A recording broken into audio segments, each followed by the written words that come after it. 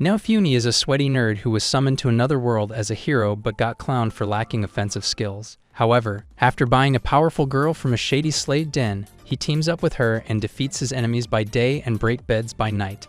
It all begins in a library where Naofumi picks up a book explaining how the world will soon be hit by catastrophic apocalyptic waves, and only the 4 cardinal heroes can save it from looking like the Twin Towers. Each of the legendary heroes is assigned a unique weapon: sword, spear, bow, and shield. Suddenly, the book flares with light, and in the next moment, Naofumi is surrounded by a circle of mages. Blinking in confusion, Naofumi watches as 3 other twinks demand to know where they are. The mages take them to the King Altkray, who welcomes them to the land of Malromek and asks them for an introduction. The guy holding the sword introduces himself as Ren. The spear wielder reveals his name as Motohiyasu, while the archer calmly introduces himself as Itsuki. However, when the king ignores Naofumi, he instantly realizes he is the wimpy shield hero. Altkray then explains that they've been summoned as the cardinal heroes to defend this world against apocalyptic waves, which unleashes monsters that are hell-bent on clapping humanity to extinction. Once he is done with the lecture, Altkray urges them to open their statuses. Naofumi and the heroes learn they are all at level 1. To level up, Minister explains they must all set out on separate adventures to get stronger. When the heroes express their annoyance over it, Altkray commands the kingdom's finest warriors to pledge themselves to the hero of their choice. To Naofumi's disbelief, he finds himself alone and crashes out in front of everyone. Suddenly, a girl named Mine takes pity and announces that she will join the useless shield hero. Naofumi's 3-inch PP cheers at the thought of having a baddie on his side to make things sweeter. Altkray tosses him a bigger bag of gold than the others. As the heroes set off, Mine leads Naofumi to Elhart's armory. However, when he grabs a sword, a jolt of electricity shoots through him. The status screen flashes open, revealing to Naofumi that he can't wield anything but his shield. In the end, Mine convinces Naofumi to just spend his money on a clown outfit, which will keep him safe. Ready to grind, Naofumi heads into the fields to fight slimes and struggles miserably, while Ren slices through them with ease. That night, Mine takes Naofumi back to Elhart's shop where she pushes her badonkadonkers on him so he can buy her a Gucci armor set. Naofumi listens to the shrimp and coughs up half his money. Then, to impress her more, he treats her to a fancy dinner at Gordon Ramsay's restaurant, telling her how lucky he feels to have such a great partner. In response, Mine smiles sweetly and they decide to call it a night. Next morning, Naofumi wakes up and finds his money and clothes gone. Panicking, he runs to Mine's room when he is apprehended by knights who bring him to the castle. Confused, he sees Mine hiding behind Motohiyasu. Altkray orders her to reveal what happened and Mine states that last night Naofumi forced himself on her. Luckily, she escaped and found Motohiyasu, who helped her get away. Naofumi tries to tell the court and the heroes that everything Mine is saying is a lie, but nobody believes him. Instead, they label him as the diddler hero. Enraged, Naofumi sees Mine mocking him, making him realize that everyone hates him for being the weak shield hero. However, since the apocalypse is near, Altkray tells Naofumi that he won't throw him in jail, but everyone in the streets will know he diddled an innocent girl. Before leaving, Naofumi warns them that he has seen Redo of Healer, now betrayed and casted out. Naofumi runs into Elhart, who nearly punches him until he sees the sheer despair in Naofumi's face. Realizing he's innocent, Elhart gives him a cloak to help him hide. Later, Naofumi fights the slimes alone and reaches level 2. When he enters the market to sell the slimes, he is treated unfairly, so he unleashes his wrath on the merchant to show everyone that he is not to mess with anymore. After spending some days in the forest, Naofumi comes across an expensive plant which he feeds to his shield and unlocks the leaf shield. Using the upgraded shield, Naofumi improves the quality of the plant and makes big bucks by selling it. One night, Naofumi is attacked by a couple of goons. He defeats them using slimes and his shield, but soon realizes that he can't fight proper monsters like this. Overhearing his rant, an ugly coin sniffer appears from the shadows. He introduces himself as Belukas and tells Naofumi he can help him. Naofumi states he isn't looking for a blowy from an ugly goblin like him, but Belukas laughs and tells him to just follow him. Soon, they arrive at a tavern where Belukas reveals he is a slave owner. Naofumi tells him that just because he is white doesn't mean he'd want to own a slave. Belukas laughs, explaining that he puts his slave under a curse which allows the masters to use them however they like, and if the slaves were to disobey, they would die a painful death. After seeing manly slaves, Naofumi comes across a sick demi-human girl. Belukas explains her last master was a sadist who broke her mind, leaving her obedient but empty. Thinking she'd be easy to handle, Naofumi decides to buy her. Once Belukas performs the binding ritual, Naofumi finds out he can now access the girl's status as well. He then yells at the girl to reveal her name and she chokes out the word, Raftelia. Afterwards, Nofumi brings her to Elhart's weapon shop where he buys her the cheapest gear and bluntly tells her she'll be fighting monsters from now on. Due to the slave curse, Raphtalia has no choice but to agree. Noticing how she doesn't have meat on her bones, Nofumi brings her to a nearby restaurant, one that normally doesn't allow demi-humans inside. Whispers fill the room as the hated shield hero and his demi-human slave take a seat, but Nofumi ignores everyone and orders a meal. When the food arrives, Raphtalia's eyes light up, and she eats like she hasn't seen a proper meal in years. Back on the road, Nofumi has her fight weak monsters to grow stronger. After a long day of hunting, he hands her bitter medicine for her cough. She chokes on the taste, which makes Nofumi yell at her. That night, Raphtalia dreams of the day her parents were murdered by monsters during the first apocalyptic wave. She wakes up screaming, and Nofumi instinctively hugs her, hoping no one catches him and accuses him of cosplaying Leonardo DiCaprio. The next day, they visit the herbalist who reveals that learning medicine is rare after the last wave. Seeing an opportunity to make money, Nofumi borrows tools to gather herbs. Over time, Raphtalia begins to trust him, but when Nofumi tells her to slay a rabbit, she freezes terrified at the sight of blood. The slave curse activates, shocking her. Nofumi warns that if she can't fight, she'll be useless and abandoned. Upon hearing the threat, she forces herself to hunt the rabbit. Soon they reach Loot Town and hear the mines pay well for monster crystals. In the tunnels, Raphtalia panics when they run into a beast like the one that tore her parents to shred. Nofumi shields her but can't attack. He tells her to run if she can't fight, but remembering her parents' sacrifice, Raphtalia gathers her courage and slays the monster. While Nofumi protects her. A week later, Nofumi gets roughed up by a wild boar. While resting, he grumbles about unlocking tons of shield skills, but still not being strong enough to handle the coming apocalyptic waves. Later that day, he and Raphtalia stop by Elhart's armory. The blacksmith nearly drops dead when he sees Raphtalia now fully grown.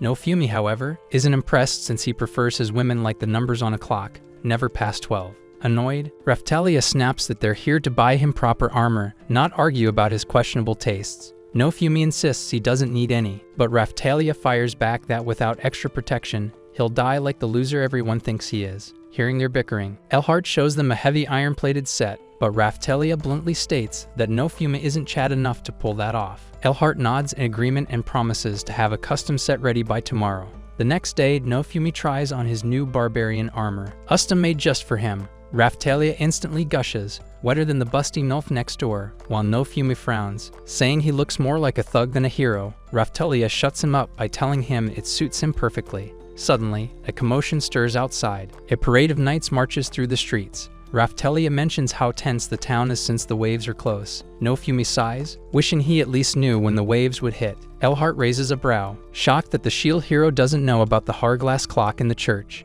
He informs them that when the last grain falls, the waves begin. Inside the church, Nofumi runs into Motohiyasu, Mine, and the other heroes. The moment Motohiyasu spots Raphtalia, his needle dick practically jumps from his pants as he starts shamelessly flirting, much to Mine's disgust. But Raphtalia stands her ground, snapping that she's with Nofumi. Upset at first, Motohiyasu stammers out a challenge to Nofumi, but the shield hero ignores him, grabs Raphtalia by the hand, and storms off fuming. That night, Raphtalia carefully asks Nofumi what really happened with the other heroes. Coldly, he tells her to mind her own business, thinking she wouldn't believe him even if he told the truth. The next day, noticing his tension, Raphtalia gently assures him she's glad they met and vows to be his cat girl with a gorilla grip kitty from now on. Before Nofumi can reply, the hourglass empties. Instantly, the heroes are teleported to the battlefield where the wave hits hardest, while the other three heroes rush off to fight the wave for glory. Nofumi and Raphtalia arrive at the loot village where he orders Raphtalia to guide the people to safety while he acts as bait. Climbing the bell tower, he rings the bell furiously, luring swarms of zombies and monster bees toward him. Once they close in, he sets the place ablaze, burning as many as he can in one go. Seeing his courage, the villagers insist on staying to fight. Grateful, but realistic. Nofumi warns them to run when a hulking zombie beast stomps into view. Just as he braces for the worst, Raphtalia returns and joins the battle. Together, they take the monster down. Raphtalia jumps to level 22, while Nofumi reaches 19. Suddenly, fireballs rain from the sky. Nofumi shields Raphtalia as arrogant knights boast about wiping out the monsters with flames, completely ignoring the risk to the villagers. Furious, Raphtalia charges them, outraged by their behavior. In response, the royal commander laughs, mocking her for being a demi-human siding with the shield hero. Before she snaps, Nofumi stops her, reminding her of the real threat. Massive zombie looming behind the knights. They leap into action. Nofumi calls for the knights to regroup and help, but the cowardly commander orders his men to abandon them and support the other heroes instead. Only a brave lieutenant and a few loyal soldiers stay to help Nofumi hold the line. Meanwhile, the other heroes finish the wave's core monster and rush off to claim their reward, ignoring everything else. Nofumi stays behind, making sure the village is safe, and when the villagers thank him, he brushes them off, saying he doesn't need praise or thanks. However, seeing Raphtalia grieving over the lives lost, Nofumi's tone softens as he gently pats her head, telling her she did well. That night, Alcré throws a grand party to celebrate the hero's success in the second wave. While everyone drinks and laughs, Nofumi sits in a dark corner, hating every second. If not for the reward, he wouldn't have bothered showing up. Meanwhile, Raphtalia skips through the crowd, instantly catching Motoyasu's eye. Just as he's about to make his move, a jealous mind grabs him and whispers something. Raphtalia joins Nofumi and urges him to try the food, but he coldly refuses, focusing instead on his status screen. Here he notices a new teleportation skill. Suddenly, Motoyasu storms up, demanding a duel. He accuses Nofumi of being a scumbag for keeping a slave. Nofumi reminds him that slavery is legal in this world, but Motoyasu self-righteously argues that as men from another world, they should rise above such things. A smug and obviously biased Alcré appears, threatening to throw him in jail if he refuses the duel. When Raphtalia protests, saying she serves Nofumi by choice, the soldiers drag her away before she can finish. The king brushes off her words, claiming the slave crest controls her will. Left with no choice, Nofumi agrees, but makes it clear that Raphtalia comes back to him if he wins. Mine mocks him, reminding the crowd that the shield hero can't attack, which sparks laughter from the nobles. The duel begins. Though Nofumi can't strike, he holds his ground, blocking every blow with his leet metal shield. Calmly, he points out that Motoyasu lost the moment he couldn't break through. Motoyasu charges again, but Nofumi counters and sends him flying. But Main isn't done cheating. She secretly casts magic to trip Nofumi, giving Motoyasu the advantage. The king immediately declares Motoyasu the winner. Main smirks, taunting Nofumi that he's doomed to be alone forever. While the king praises his brave spear hero, proud his daughter picked the right man. Standing in the arena, Nofumi's eyes widen as the truth crashes down. Mine is Princess Melty in disguise. She had planned this from the start, stealing his money, sabotaging him, framing him, all to lift Motoyasu nuts and ruin his life. And the king had been in on it the whole time. Dark mist begins seeping from Nofumi's shield as he unlocks a mysterious curse series, which feeds on Nofumi's despair, dragging him deeper into darkness. Suddenly, one of the ministers coldly announces that Motoyasu has freed Raphtalia. The mist thickens as Nofumi sees Raphtalia walking away, abandoning him. In reality, Raphtalia argues with everyone over Nofumi's innocence. Ren and Itsuki step forward, calling out Melty for using magic. Trapped, Melty snaps that no one in the audience saw her cast magic, and leave for the other heroes to mock her, saying no one will accuse a princess. Raphtalia quickly rushes to Nofumi, who is still lost in the shield's dark influence. She calls out to him, reminding him how he saved her, how he gave her hope. Slowly, Nofumi lifts his head and finally sees her. Dark mist fades as his anger breaks, causing him to slump into Raphtalia's warm lap. Elsewhere, Queen Morelia gets news about her useless husband. She instantly figures out that Alcré is dancing to their crotch goblin, Malty's tune, and sighs in frustration. The informant assures her that everything in the capital is under their watch, so she doesn't need to stress. Back at the castle, Alcré rewards the heroes for their role in the wave, except Nofumi. He coldly tells him that owning a slave girl means no payment, but shockingly, Ren and Itsuki step in, protesting on Nofumi's behalf. They point out that not only did Nofumi protect the villagers while the rest fought for glory, but Motoyasu also cheated during the duel thanks to Malty's magic. Motoyasu and Melty weakly argue there was no cheating, but everyone ignores them. Ren flatly reminds the king that Nofumi must be compensated for saving innocent lives. Seeing no support, Alcré caves and tosses Nofumi a few miserable copper coins. Before Nofumi can commit war crimes worse than a certain German painter, Raphtalia drags him away. Later, Raphtalia insists on renewing her slave crest from Beloka's. Nofumi protests, but she says she likes her loyalty stamp. Nearby, a cart full of monster eggs catches Nofumi's eye. Belukas explains their lottery eggs. 0 silver for a random chance at anything from a Filolial to a dragon. Trusting his American gambling spirit, Nofumi buys one, hoping for a monster who'll do kegels on his wee-wee. On their way back, they visit the herbalist, who thanks Nofumi for saving Loot Village and gifts him a book of medicine recipes, adding that since Nofumi travels with a half-animal, he might need cures for Instandard right after. The magic shop owner hands over a spellbook, revealing Nofumi's natural talent for healing and support magic, while Raphtalia can learn Leet, Dark, and even illusion magic. Reading the books later, Nofumi realizes his shield translates spoken words, but not writing, so he'll have to learn the local script. Raphtalia insists they study both language and magic together since they have a month before the next wave. The next morning, the egg hatches and out pops a Filolial chick. It grows at lightning speed, and Nofumi names her Filo. But trouble arrives fast. Motoyasu's party shows up with royal knights and a decree Motoyasu is now lord of Loot Village. His first genius plan? A 50 silver tax for anyone entering or leaving the village, which would bankrupt the locals. Nofumi warns them this move will ruin their reputation faster than the stock market crash. Before things escalate, a group of masked girls arrive with an urgent message for Melty. Knowing the girls work for her mother the queen, Melty changes the decree. He dispute will now be settled in a dragon race between Nofumi and Motoyasu. Nofumi tries to refuse, but Filo, being a big, dumb, competitive bird, challenges Motoyasu's dragon on her own. During training, Motoyasu mocks Filo, only for her to launch a solid kick right into his jewels. The race begins, and thanks to Filo's ridiculous speed, Nofumi takes the lead, but Motoyasu's knights cheat, laying magic traps along the route. Despite the sabotage, Filo powers through, and with Nofumi's shield deflecting spells, they win. Right after, Filo shocks everyone by transforming into Filo 2.0. Melty screeches about cheating, but the masked girls reveal Motoyasu's side were the real cheaters. Defeated and humiliated, Motoyasu's party leaves. Nofumi is offered a reward but declines. Instead, Filo suggests they take an old wagon, which she happily pulls, giving Nofumi and Raphtalia free rides. The next morning, Nofumi is shocked to find the big bird gone, replaced by a blonde girl, now calling him master and demanding food. Elhart is about to violate his sandwich when Nofumi, Raphtalia, and a blonde girl in a cloak walk into his shop. Hearing the girl mumble about being hungry, Elhart grins and offers her a bite of his foot-long sub. But before he can react, the girl transforms into Nofumi's Filolial Filo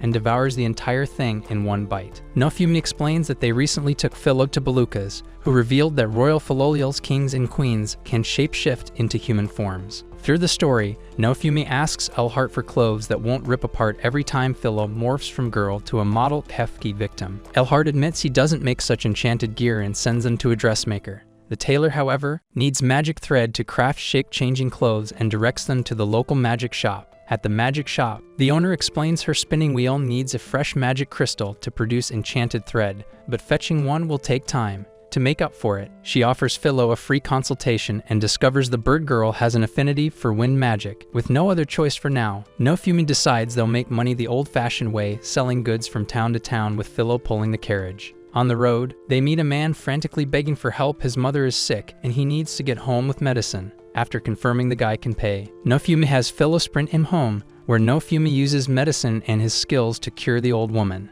As a reward, they get a feast of free food. For the next few days, the crew earns decent coins selling potions, goods, and giving fast rides. They build a local reputation. Hickwal, a traveling merchant, informs Nofumi that people now call him the saintly healer and Filo the god of domestic birds. As they chat, Raphtalia notices thugs blocking the road. The thugs demand Nofumi hand over Hickwal and Raphtalia for some clap sessions. However, Nofumi, Raphtalia, and Filo are unmoved. Before they get cocky, Raphtalia turns invisible and strikes, while Filo summons a tornado and wipes out the rest. After the beatdown, the thugs confess they were hired to catch Hickwal. They mock Nofumi, saying no guard will ever take the shield hero's side. Now ticked, Nofumi threatens to feed them to Filo's bottomless stomach unless they pay up. Terrified, they spill the location of their hideout and lead the crew to a stash of stolen goods, which is now Nofumi's property. After cashing in, Nofumi demands extra payment from Hickwal for saving his life. Impressed by Nofumi's shark-like hustle, the merchant offers to teach him how to refine metals, enchant gems,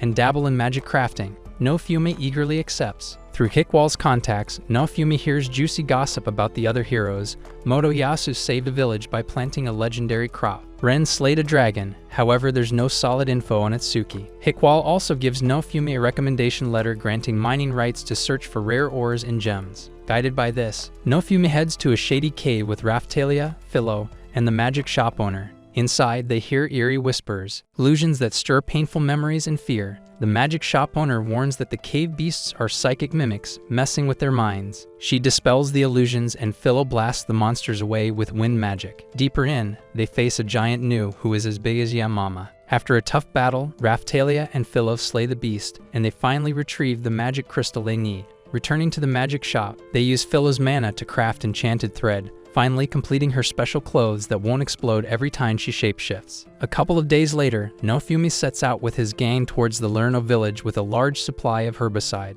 Upon arrival, Nofumi and the crew find the village strangled by aggressive vines. Raphtalia bluntly asks the chief if he's tried setting the plants on fire. The chief sighs, saying they've tried everything. Nofumi shrugs and tells them this is the perfect opportunity to go vegan. The chief nervously mentions that some reckless adventurers are already trying to handle the problem alone. Hearing this, Nofumi sends Filo to fetch the fools before they have plants versus humans. Moments later, Filo returns dragging the adventurers by their collars. When she flaunts her ability to speak, everyone realizes they are in the presence of Nofumi the saintly healer. After curing the poisoned villagers, they beg Nofumi to finish the job and destroy the bioplant for good. The chief explains that this disaster was thanks to Motoyasu, who planted a bioplant seed from an alchemist's lair in a dumb attempt to fix the famine. Nofumi scolds the villagers for trusting anything that came from Motoyasu's pea-brain. With that said, they face the giant bioplant.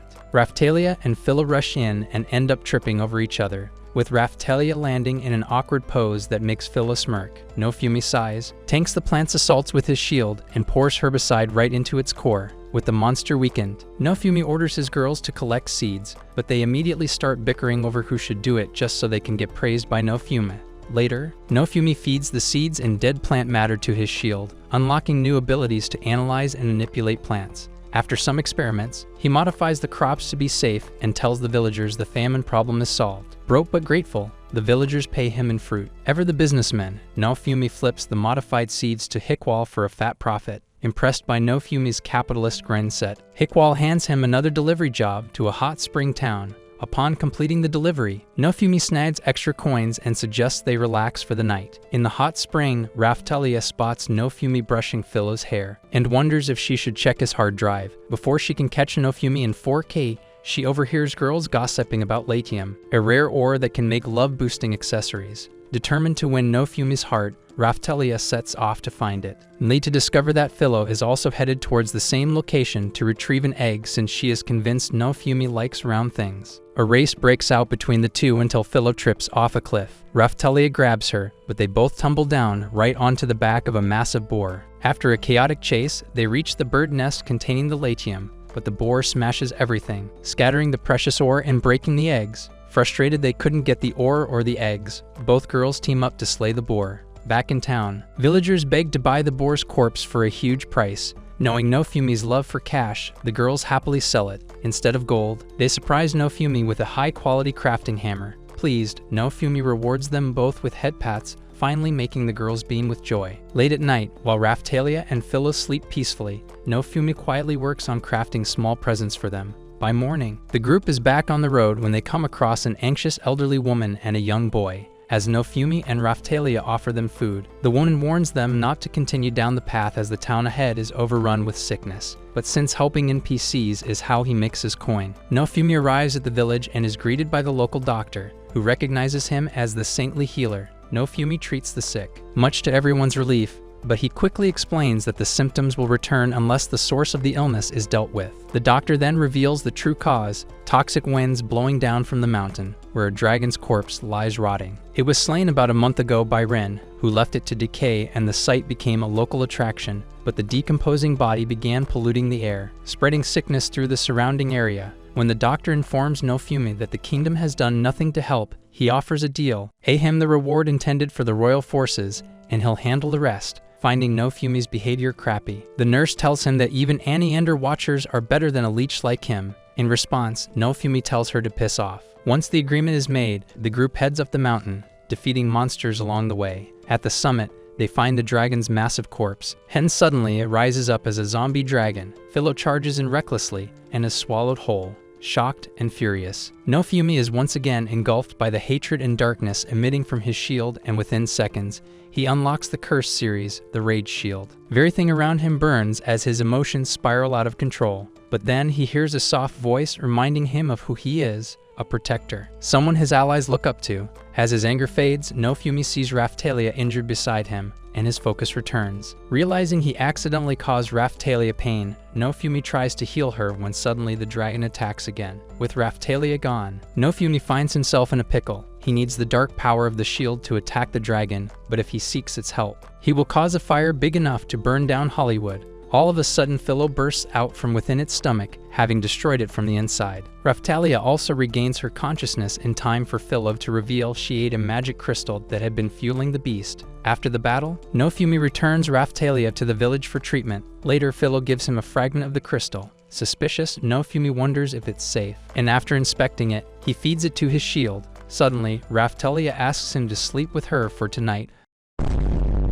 But having experienced Hose in action, Nofumi instead tells Filo to rest with Raphtalia while he steps out to goon alone. Raphtalia, determined not to be a burden, continues fighting alongside Nofumi and Filo, taking on monsters with renewed focus. Once the battle ends, Nofumi notices Raphtalia looking medium cooked and decides it's time to return to the capital and give her proper healing with a strong dose of holy water straight from Sydney Sweeney's bathwater. On their way back, the group comes across a girl sitting alone, surrounded by a group of Filolials. But as they approach, the birds quickly scatter. Filo watches them run and remarks that they look tasty. Nofumi gently reminds her that eating Filolials would technically make her a cannibal. The girl, excited by Filo's ability to talk, introduces herself as Melty. She explains that she loves Filolials and happily offers Filo some food. Filo quickly warms up to her, and Nofumi allows them to spend time together while he and Raphtalia handle a nearby request. That evening, Filo returns with Melty, who explains that she became separated from her escort and now needs help getting back to Castletown. Seeing the opportunity to assist and possibly earn a reward, Nofumi agrees to give her a ride.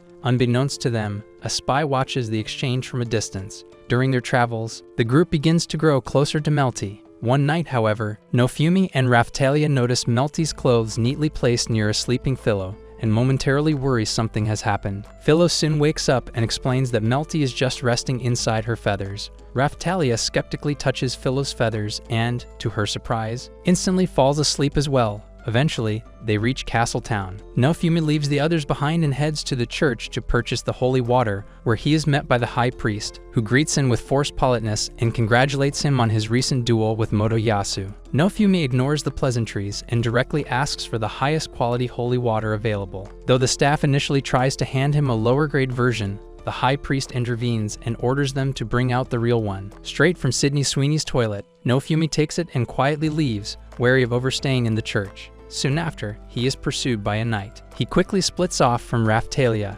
instructing her to regroup at Filo's carriage. As he navigates through the town, Motoyasu suddenly confronts him and accuses him of enslaving another girl, referring to Filo. Before Nofumi can respond, Motoyasu lashes out, causing a scene in the marketplace. A knight tries to defuse the situation, but Melty appears and insists that a duel should be held. Using her authority as a princess, just before tensions escalate, Melty arrives with her own guards. She firmly reprimands both Motoyasu and Melty, scolding her sister for abusing her power and urging the knights to stand down. Filo also returns and is immediately targeted by Motoyasu's attempts to charm her, but Filo, clearly unimpressed, transforms into her Filolial form and kicks in where the sun doesn't shine. Later, inside the weapon shop, Melty formally introduces herself as the second princess and reveals that she has been named heir to the throne due to Melty's history of thottery. She further explains that she had no idea Nofumi was the shield hero when they first met, but now she wants to speak to him about something important. Still mistrustful of the royal family,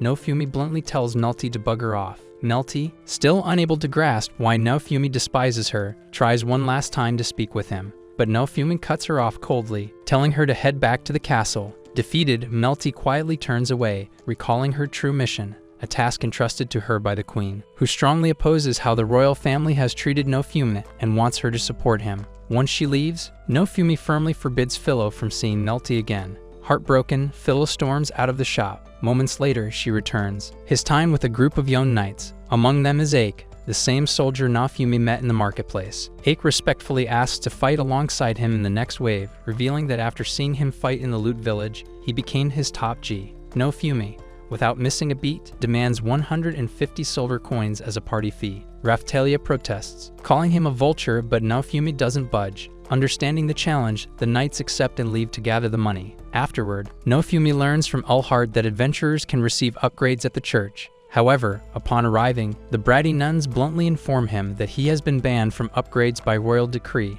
realizing the only spirit guiding these nuns is bitterness. Nofumi heads to Belucas, who suggests visiting neighboring countries for class upgrades. He also recommends acquiring a wyvern claw for Filo's gear, an idea Nofumi agrees to. To test out the new equipment, Nofumi, Raphtalia, and Filo enter the sewers and encounter a giant crocodile. The fight is swift, and with her improved strength, Raphtalia reflects on how far they'd come. She then quietly shares a hope that once the waves are over, she wants to go with Nofumi to his world. The next day, they arrive at a northern town, where Nofumi sees refugees begging for food. He learns that Itsuki's interference in a local rebellion only made things worse. Saddened but composed, Nofumi helps them with what little supplies he can spare. Back in Castletown, Nofumi overhears Ren and Itsuki arguing. They're frustrated over their declining reputations and mention that someone else is taking all the adventuring work. Amused, Nofumi lets out a short laugh, drawing their attention. They confront him, accusing him of stealing their commissions. Nofumi calmly tells them that he's merely fixing the damage they caused, and not for praise,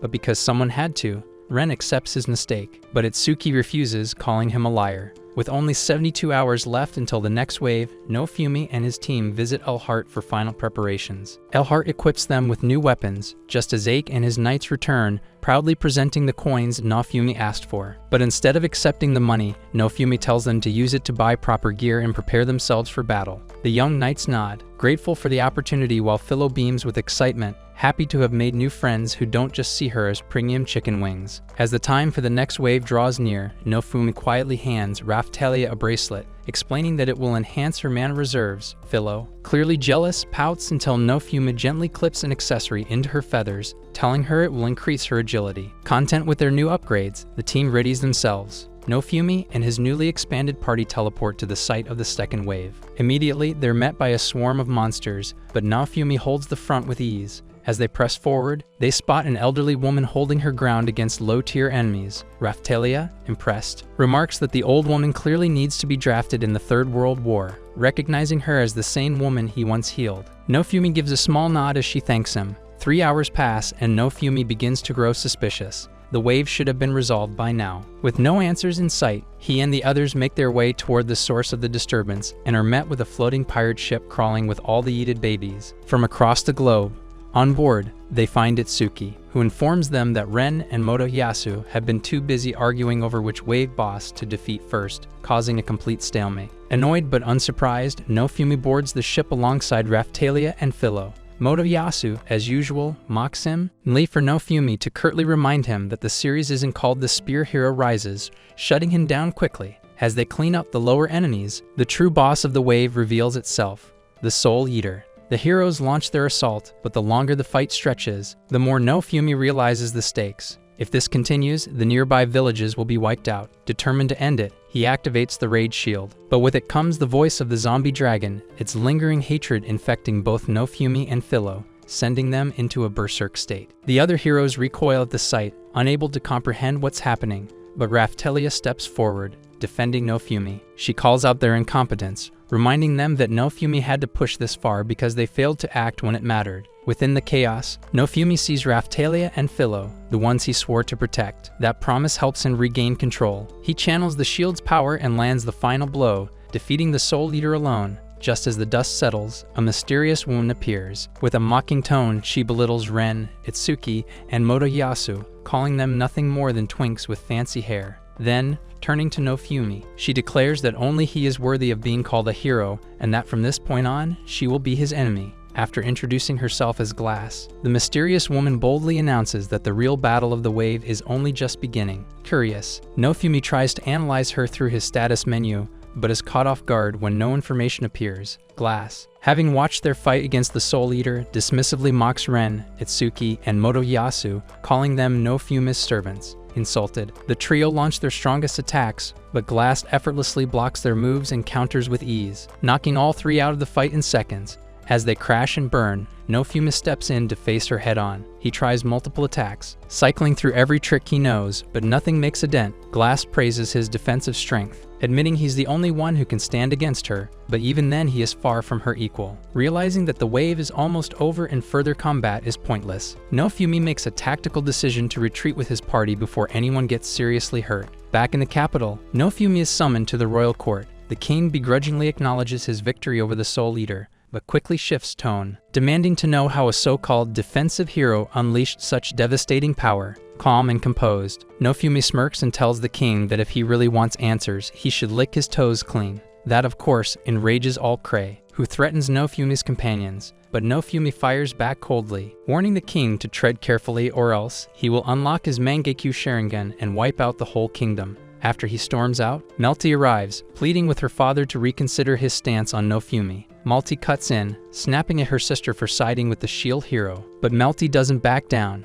She reminds Melty that they live in a brutal world where the consequences of foolish decisions can be fatal. Then for royalty. Melty clenches her chocolate starfish in anger while Melty walks away. Outside the palace, Nofumi prepares to leave for the neighboring country of Shieldfrieden to get class upgrades for Raphtalia and Filo. Before they set off, Elhart gifts them new weapons, much to their excitement. Later that night, while camping, the party is unexpectedly visited by Melty herself. She pleads with Nofumi once more, asking him to return to the castle and make peace. Nofumi firmly refuses, telling her he's done playing politics with her family. But just as he begins to turn away, one of Melty's knights suddenly lunges at her with a blade drawn. As the knight lunges at Melty, Nofumi instinctively steps in and saves her. But before he can catch his breath, the surrounding knights immediately accuse him of kidnapping the princess. They call him a traitor and how he should be made to drink the filthy liquid that leaks from trash bags. A brief fight follows, but the knights soon retreat, only to later distribute a manipulated version of the incident, and that conveniently paints Nofumi as the villain for anyone willing to listen. The fallout is immediate. Nofumi and his party are blacklisted across villages and towns, branded as fugitives. Reflecting on what happened, Nofumi recalls how he captured the knight who tried to assassinate Melty. During his interrogation, he discovered a rosary tucked into the knight's robes, an unmistakable symbol of the Church of the Three Heroes. Raphtalia explained to him that this religious sect is widely followed across Melromark and, more importantly, excludes the shield hero from its teachings. Back in the present, Nofumi vents his rage against the kingdom, drawing protests from Melty. She insists her father had no hand in this conspiracy. Nofumi doesn't believe her for a second. Frustrated, goes out to think without distractions. After some reflection in the quiet of the woods, he returns with a newfound resolve. He announces that he's done with Melromark and intends to leave the country. Melty, startled, says she plans to return to the castle, but Nofumi points out that doing so would only get her life subscription cancelled and urges her to come with him if she values her life. Once Melty reluctantly agrees, Nofumi declares they move out at dawn. After a long day of travel, the group stops to camp. While Filo and Melty venture off to explore nearby, Raphtalia questions Nofumi about his chosen destination, Silfelt. He explains that based on how persistently the knights have tried to keep them away from it, there's clearly something important there. Somewhere they might finally find support. That night, as the others sleep, Melty quietly approaches Nofumi and asks why he harbors such deep hatred for her father. When he calmly recounts everything, the false accusations, the attempted executions, the smear campaign, Melty listens in stunned silence. Before they can finish the conversation, they are ambushed. To their shock, the other three heroes, Ren, Itsuki, and Motoyasu, arrive with troops, claiming they're here to detain Nofumi. Both he and Melty try to explain that it's a setup, but Melty interrupts, accusing Nofumi of manipulating her sister and everyone else around him. As always, most people believe the hot Cheeto girl without question. A battle breaks out. Both Ren and Itsuki are visibly uneasy, especially watching how aggressively Melty targets her own sibling.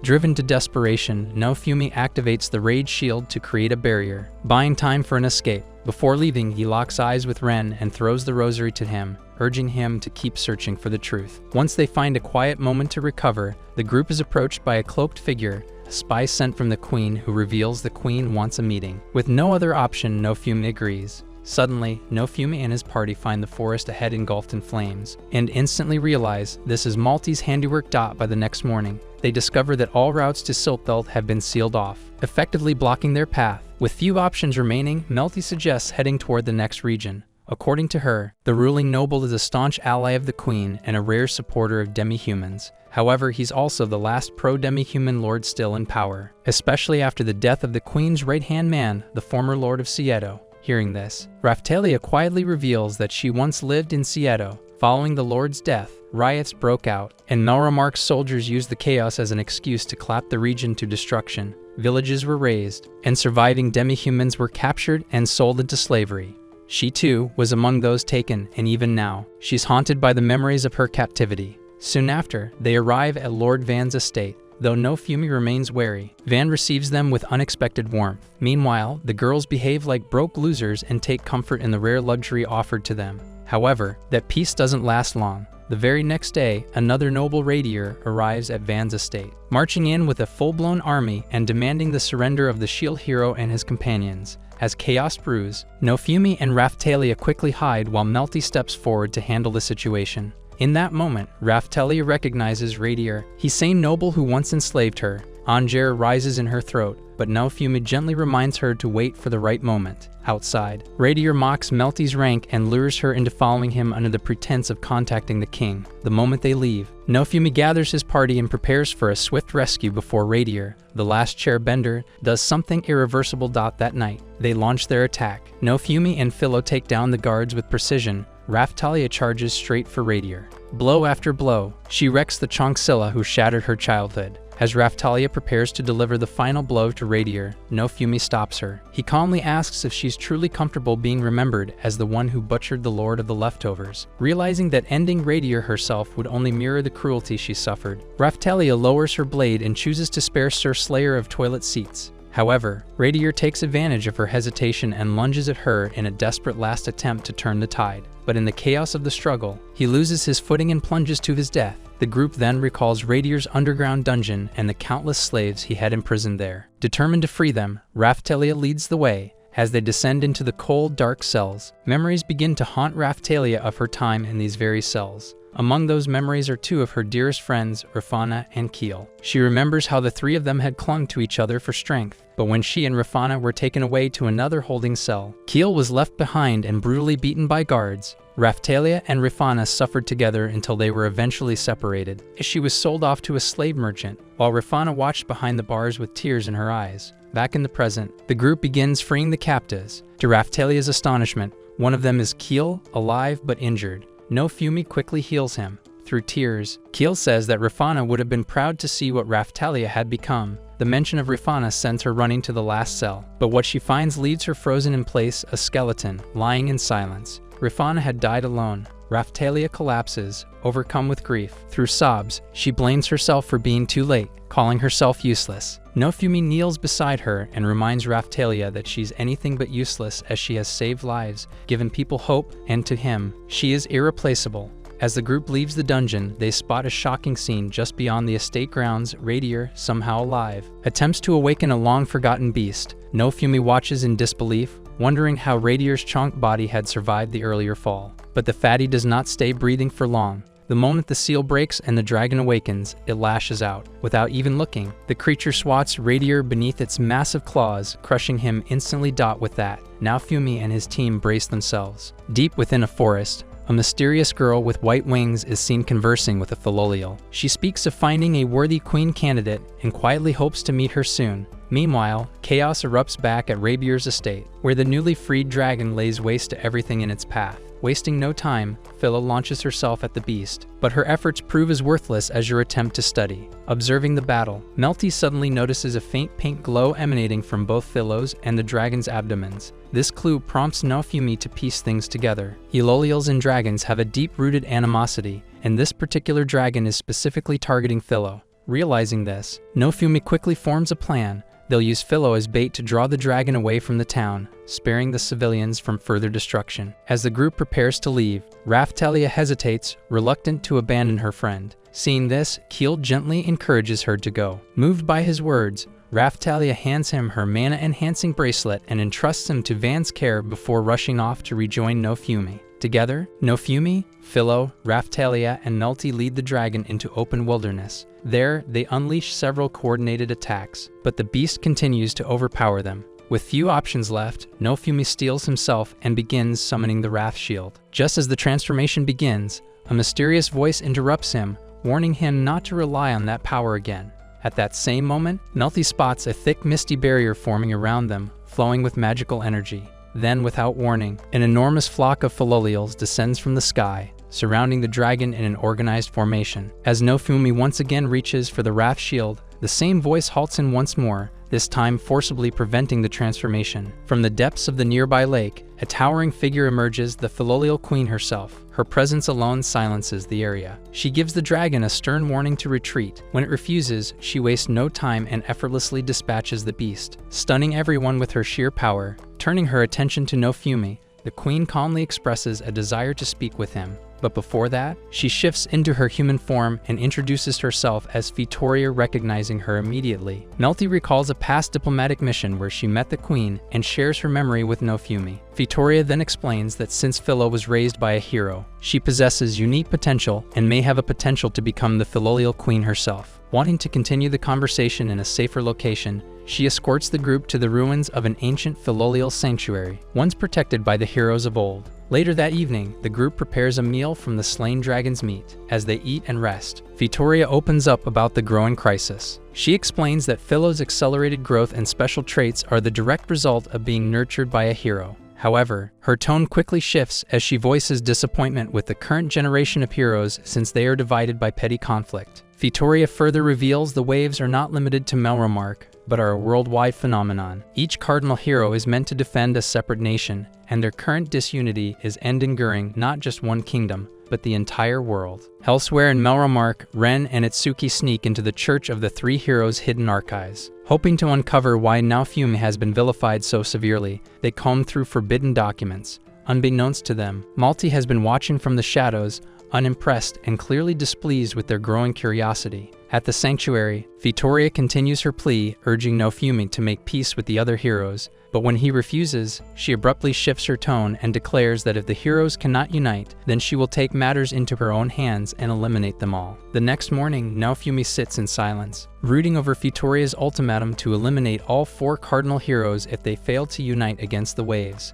As the group eats breakfast, Fitoria suddenly locks Melty in a swirling prison of magical wind. With a firm tone, she explains that this is not an act of cruelty but a necessary push. She reveals that she once made a promise to the hero who raised her, a vow to protect the world from destruction, and to honor that, the current heroes must work together. Pressured by her tactics, Nofumi holds his ground and warns her to stop or risk testing his wrath. He reaches for the Rage Shield, but before the transformation can complete, Fitoria halts it once again. Instead, she proposes a challenge, a one-on-one duel between Filo and herself, both in their human forms. If Filo can prove herself, Fitoria promises to spare Melty and the other heroes for now. With no choice, they all agree as the magical arena rises around them, sealing the 2 combatants inside while Nofumi and the others watch closely. Filo rushes into battle, but it's quickly clear that Fitoria's strength and speed far surpassed her own. Meanwhile, Nofumi desperately tries to free Melty but is intercepted by a strike from Fitoria's magic, one strong enough to bypass his defenses. Seeing Nofumi injured enrages Filo while Fitoria calmly draws mana from the surrounding air and prepares to finish the fight. Suddenly, Nofumi shouts out, urging Filo to observe her opponent's movements. The advice triggers a memory in Fitoria, echoing the very words her own hero once told her long ago. Taken aback, she falters just long enough for Filo to strike with a new attack. Pyro Strike, a move mimicking the swipe of a golden talon. The blow connects, piercing through Fitoria's defense. Exhausted but unshaken, Filo stands her ground. She declares her intent to grow stronger and protect those she loves. A smile forms on Fitoria's face as she ends the duel, naming Filo the victor. Fitoria then reveals the battle was a test to determine whether Filo was worthy of becoming her successor. With that, Filo is officially declared the future Filolial Queen. A beautiful crown appears above her head but quickly dissolves into a small calyx sprouting from her hair, arcing her place in the royal line and in the hearts of fat weaves. After healing Nofumi's wounds, Fitoria offers him a calyx of her own, unlocking a new power in his shield.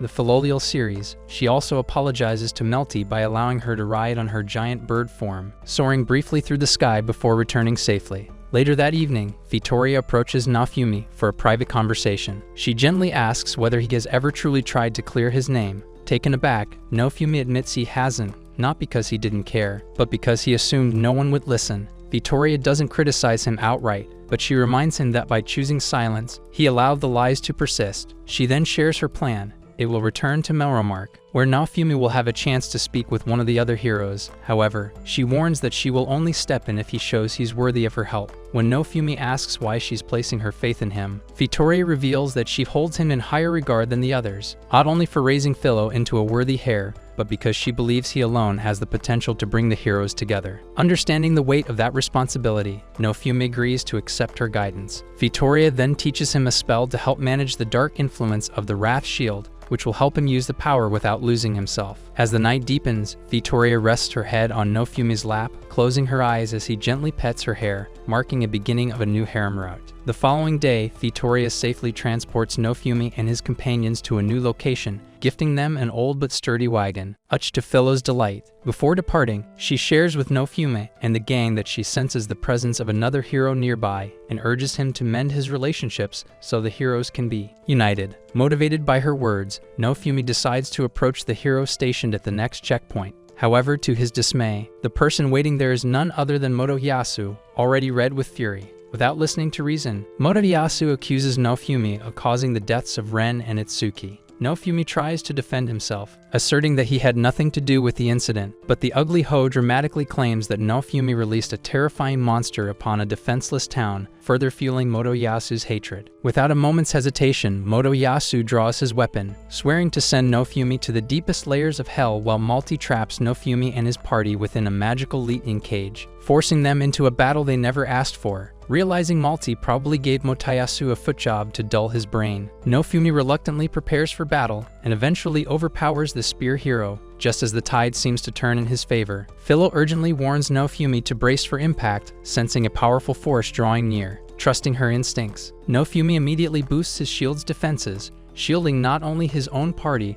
but even Motoyasu and his allies. Moments later, a devastating beam of energy crashes into the area, obliterating everything in its path. As the dust settles, Pope Balmus steps forward, calmly applauding Naofumi's survival, impressed that he managed to withstand the divine judgment spell. However, his praise quickly turns sinister, as he declares his intent to cleanse the world of the current heroes, whom he views as nothing more than spoiled brats playing around. Melty, furious at the Pope's betrayal, demands answers, but Balmus confidently brushes her aside, revealing his plan to seize control of the entire kingdom. Then, without hesitation, he admits to orchestrating the deaths of Ren and Itsuki. The revelation stuns everyone. For the first time, Motoyasu hesitates. He glances at Naofumi and wonders if the shield hero was a nice dude after all. But before he can do anything, the Pope lifts up the sacred weapon, ready to fire the judgment spell again. Weakened from battle, Naofumi finds himself in a tough spot, as Pope Balmus raises his golden weapon high into the air, and it begins to shift between sword, spear, and bow.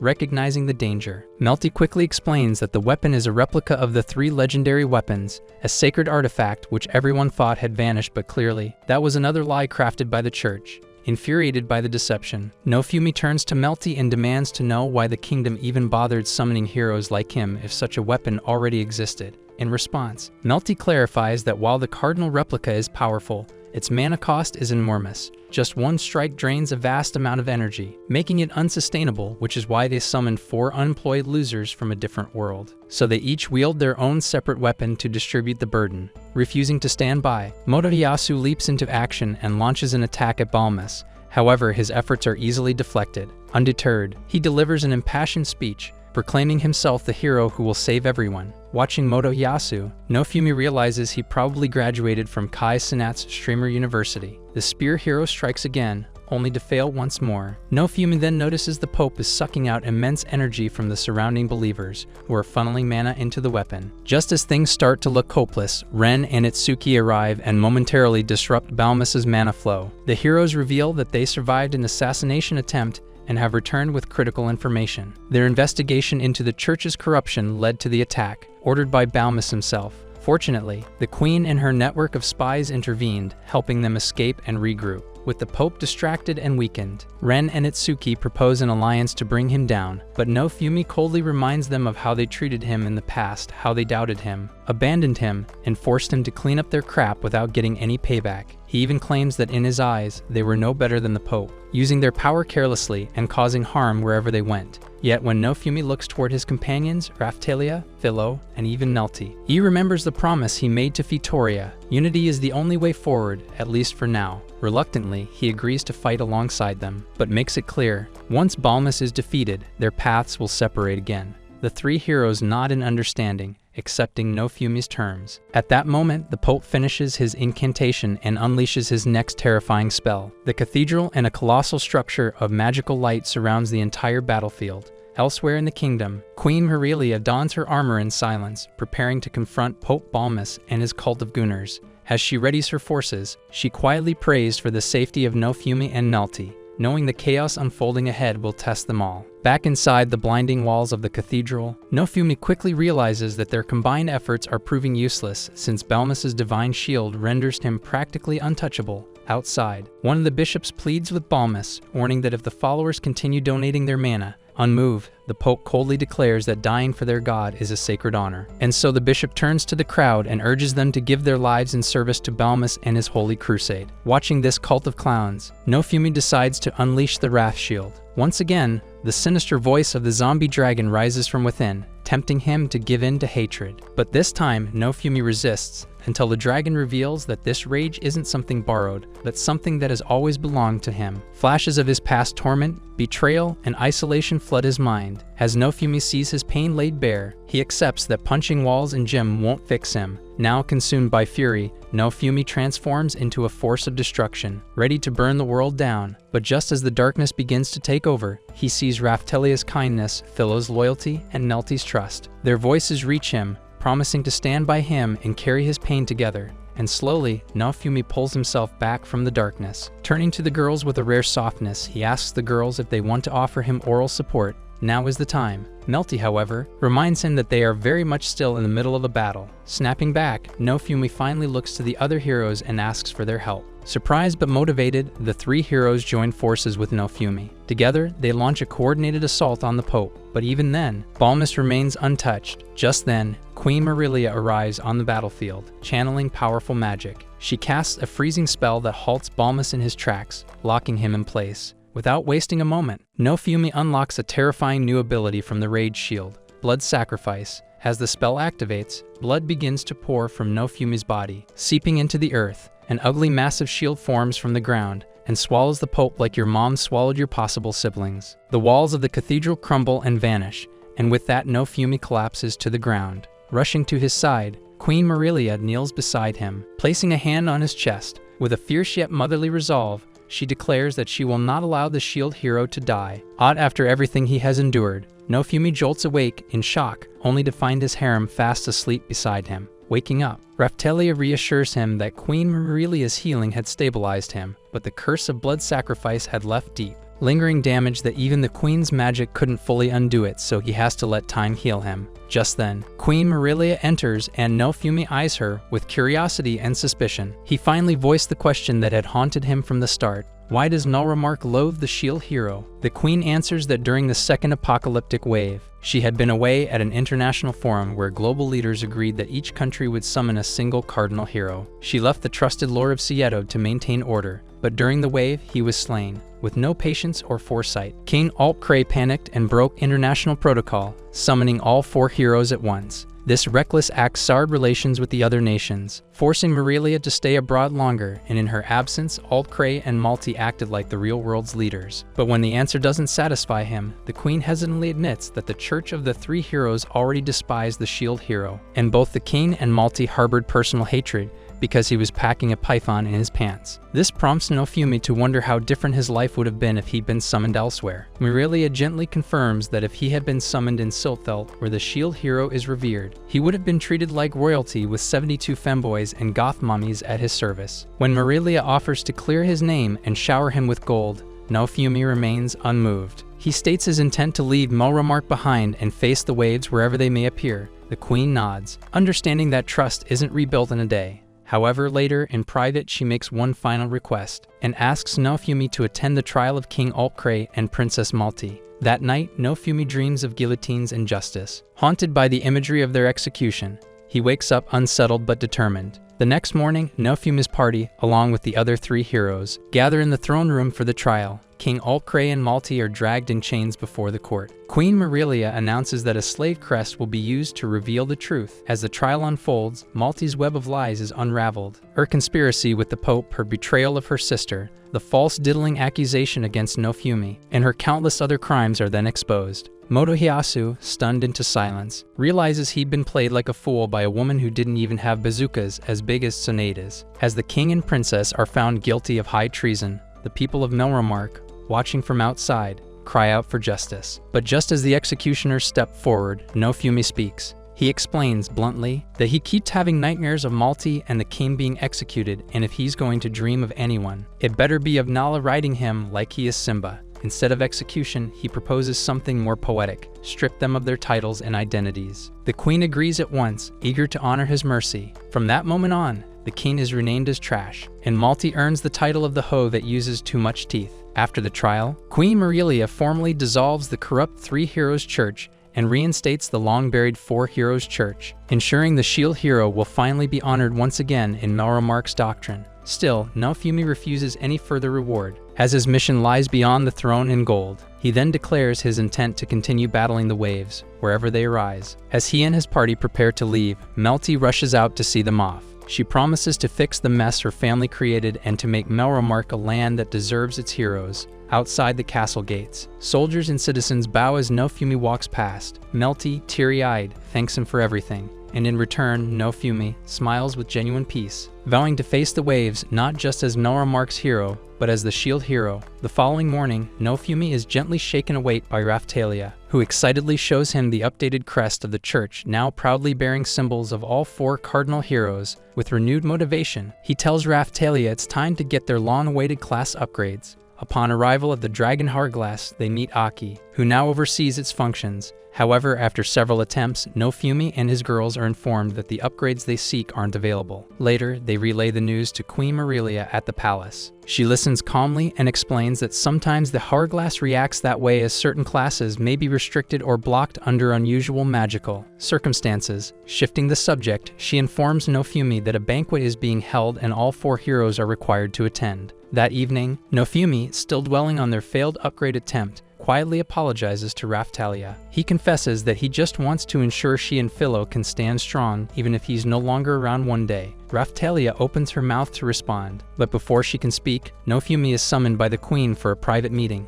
The banquet, however, is far from peaceful. Melty notices Melty lurking suspiciously in the corner, looking like she's up to her usual thought behavior. Things spiral when a drunken knight mocks Raphtalia, calling her an ugly version of Holo. The insult cuts deep, and Raphtalia, boiling with fury, challenges him to a duel on the spot. Meanwhile, in the royal chamber, Queen Mirelia scans the tense expressions of the other heroes and asks if they are all having sperm cramps at once. She then explains that training in Kalmyra can be beneficial for them as it grants heroes and adventurers enhanced XP gain, and this could be vital for surviving the next wave. The mention perks up the heroes until Melty suddenly storms in with urgent news. She announces that Melty attempted to poison the banquet's drinks. Motoyasu, still a white knight, refuses to believe it, crying out in denial. But the queen silences him by using Melty's slave crest, which confirms her guilt without question. As chaos erupts in the banquet hall, heroes descend into another petty argument. Ren accuses Nofumi of cheating, claiming his shield is too cool to be legit. They begin comparing the quirks of their weapons. Motoyasu discusses weapon copying, Ren brags about crafting, and Itsuki mentions teleportation. Nofumi, dumbfounded,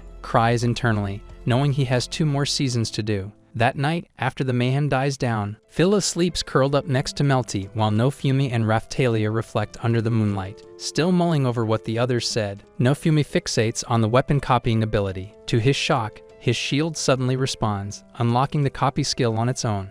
At sunrise, just as the other heroes prepare to leave for Kalmyra, Queen Mirelia informs Nofumi that a separate ship will be ready for his party within 24 hours. This time, Melty chooses to stay behind to fulfill her royal duties. Before heading to the port, Nofumi stops by Elhart's weapon shop, where he gleefully touches everything in sight to copy new shields, much to Elhart's irritation. On the road to the ship, Raphtalia asks to visit her old village, which is now in ruins. Together, they walk among the remnants of her past, paying respects at the graves of her friends and family, including Rifana, standing before the final resting place of her loved ones. Raphtalia turns to Nofumi and softly admits that she cannot imagine a world without you. Nofumi replies back, stating that he is not going anywhere since the other heroes are nothing but morons. Upon boarding the ship bound for the Kalmyra archipelago, Nofumi encounters two strange travelers named Berg and the Rees. As introductions are exchanged, his identity as the shield hero draws immediate laughter from the pair. Berg mocks him by saying that if he is the shield hero, then he is Mikasa. Ignoring the jab, Nofumi remains composed until Berg, still amused, proposes teaming up for the upcoming leveling grind. However, before a response can be given, the ship's captain calls for Nofumi to make an appearance on deck, eager to showcase the legendary heroes to his crew. On the way up, Nofumi contemplates sharing news of his newly unlocked weapon copying skill with the others, but upon arrival, he finds them nauseated and slumped over from seasickness. Ren, irritated by Nofumi's steady condition, states that it's all because he has a cooler weapon. The encounter is soon interrupted as the Reese approaches and requests a custom piece of jewelry, handing Nofumi a unique crystal to forge with. He accepts the commission without hesitation, viewing it as a worthwhile distraction. Once they reach Kalmyra, Nofumi and his team separate from Berg and the Reese as they dive straight into their level-up preparations. Unfortunately, their efforts are short-lived as Itsuki, Motohiyasu, and Ren arrive and immediately clash over territory rights. Tired of the constant bickering, Nofumi withdraws from the argument entirely. Later that evening, after noting the lingering aftereffects of the blood sacrifice spell, Nofumi joins a casual drinking gathering with Berg and the Rees. By the next day, Nofumi completes the Reese's bracelet using the gem she provided. Pleased with the result, she compensates him generously, and together, the group sets out for another round of leveling. Upon reaching their destination, they are swiftly ambushed by a swarm of monsters. The Reese activates the ruby's magic, which not only incinerates the enemy forces, but unexpectedly purifies the remnants of the blood sacrifice's curse from Nofumi's body. Following the battle and the division of spoils, Nofumi extends an invitation for Berg and the Reese to join his group permanently. Surprisingly, Berg declines and both parties part ways on friendly terms. Shortly after, Nofumi and his companions venture toward the beach, where they uncover a structure beneath the ocean's surface. Within it lies a colossal dragon hourglass, which ominously reveals that the next wave will arrive in just 2 days. Upon discovering the imminent arrival of the next wave, Nofumi wastes no time and teleports directly to the castle to inform Queen Aurelia. Acting swiftly, the Queen organizes a military fleet to support the Cardinal heroes in the battle ahead. Assessing the situation, Nofumi predicts that the wave will strike offshore, prompting the Queen to commission multiple ships to prepare for a sea-based confrontation. Meanwhile, Raphtalia voices concern for the residents of Kalmyra, but Aurelia assures her that Earl Havenberg has already completed the evacuation, easing her worries. Despite the looming threat, Ren, Motohiyasu, and Itsuki remain unwilling to cooperate as their egos prevent any form of unity. In his assigned vessel, Nofumi spots Berg and the Reese aboard another ship and comments to Melty that those two seem far more reliable than the so-called heroes from his own world. As the wave strikes, a colossal sea creature emerges as the main threat. While Ren, Motohiyasu, and Itsuki prove useless as usual, Nofumi and his team, with the combined efforts of Berg and the Reese, manage to defeat the boss. However, the victory celebration is short-lived. In the aftermath, Berg and the Reese reveal they are heroes from another world, now convinced that Nofumi truly is the shield hero. They disclose their mission is to eliminate the heroes of this world to prevent the collapse of their own. With that, they turn against Nofumi, initiating a fierce battle. To Nofumi's shock, their strength surpasses expectations, with both managing to inflict damage despite his shield's defenses. The situation escalates further when Glass makes her entrance, aligning herself with Berg and the Reese, confirming that she too comes from the same parallel world. With Glass joining the battle, Nofumi quickly realizes the odds are against him. Facing all three enemies simultaneously would be insane, so he assigns Raphtalia, Filo, and Melty to handle Berg and the Reese while he takes on Glass alone. Eager for a one-on-one, Glass agrees. Nofumi goes through his shields and soon discovers that Glass struggles against his Soul Eater shield. He warns her that continued attacks will force the shield to devour her entirely. Unfazed, Glass declares her unwavering resolve to defend her world. Even at the cost of her life, she urges Nofumi to do the same if he truly wishes to protect his own. As Nofumi begins to doubt whether he has the heart to carry the burden of a true hero, Raphtalia steps in, boldly stating her desire to protect her world and her friends. Her words dissolve Nofumi's hesitation, and he prepares to activate the blood sacrifice when Queen Aurelia intervenes, drenching Glass with strong alcohol. Disoriented and unable to fight properly, Glass is forced to stop. Berg quickly appears, telling her it's time to retreat. With no other option, the three opponents return to their own world. In the following days, Nofumi wrestles with the possibility of having to fight and slay heroes from other worlds. Realizing he'll need more allies, he takes the chance to recruit Lisha, a girl Itsuki kicked out of his party over something petty. Soon after, Queen Marilia rewards Nofumi for his victory against the Pope by granting him control over the Sieta region. Returning to the area that once brought pain and loss, Raphtalia asks why he chose this particular land. Nofumi explains that he wants to use it as a training ground, a base where they can prepare for the next wave properly. Touched by his resolve, Raphtalia asks him never to leave. Nofumi, now more certain of his path, promises to stay and protect the people who stood by him. Do you think Nofumi will take down heroes from another world? Comment "I love Nala" if you agree. And if you like anime recaps, then watch this video here.